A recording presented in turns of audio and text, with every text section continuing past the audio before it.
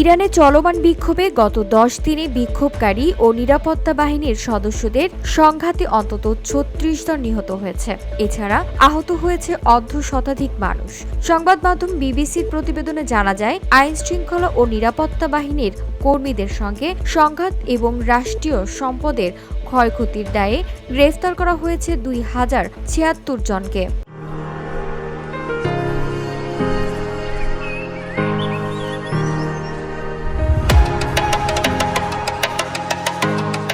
মানবাধিকার সংস্থা human rights agency বলছে, অন্তত 34 বিক্ষোভকারী নিহত হয়েছে আর 2 জন নিরাপত্তা বাহিনীর সঙ্গে সম্পৃক্ত। তবে ইরান সরকার এখন পর্যন্ত এ বিষয়ে দাপ্তরিকভাবে কোনো তথ্য জানাননি।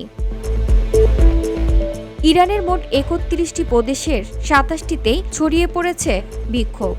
HRAN এর প্রতিবেদনে বলা হয়েছে, এই 27টি প্রদেশের 92টি শহরে 285টি স্থানে অবস্থান নিয়েছে বিক্ষোভকারীরা।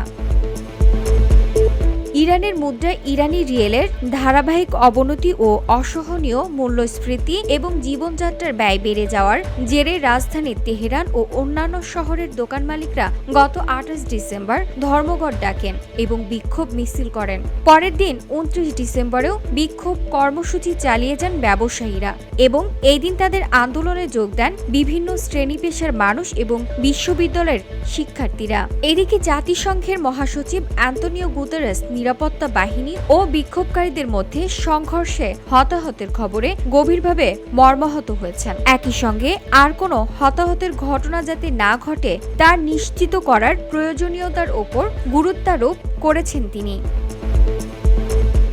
VOD Bangla news desk.